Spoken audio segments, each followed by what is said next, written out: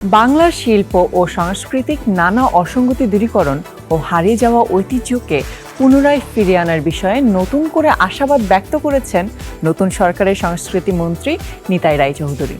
আগামী 6 মাসের কর্মপরিকল্পনার মাধ্যমে অসঙ্গতি দূরীকরণ এবং নতুন সমাজ ও নতুন বাংলাদেশ গঠনে নতুন স্বপ্ন নিয়ে কাজ করার ইচ্ছা প্রকাশ করেছেন তিনি। মন্ত্রণালয়কে এমন অবস্থানে নিয়ে আসতে চান যাতে এটি একটি জীবনমুখী সংস্কৃতি হিসেবে গড়ে ওঠে। সমাজের সুস্থ বিনোদনের জন্য আমাদের কোনো আপত্তি নেই। যে বিনোদনের মধ্যে সুস্থতা আছে, যে বিনোদনের মধ্যে মানে সংগ্রামী চেতনাকে ভেঙে না দেয়, জীবন বিমুখ না হয়, ঠিক আছে।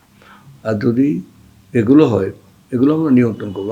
আমাদের পরিকল্পনা হলো যে ছাত্রদেরকে অবশ্যই শিক্ষা প্রতিষ্ঠানে যেতে হবে এবং প্রকৃত লেখাপড়া করতে হবে, এবং তাদেরকে আমরা হিউম্যান রিসোর্স তৈরি করে আমরা তখন দেশের কাজে, দেশের বাইরে আমরা কাজে পাঠাবো।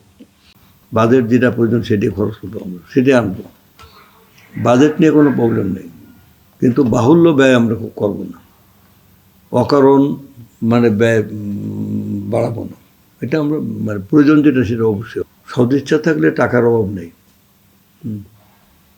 আমরা শিল্পটাকে গ্রাম ভিত্তিক করে নিয়ে যাব। শহর এবং গ্রামের মধ্যে আমরা গ্রামের যে শিল্প সংস্কৃতি, গ্রামীণ যে ওই যে রাস্তার ধারে বসে বসে একটা মানে বাউল এখনও গান গেয়ে যায়, কিন্তু তার কোনো মূল্যায়ন নাই, এটা কানা ছেলে যে করছে, আমরা এদের খুঁজে বের করবো।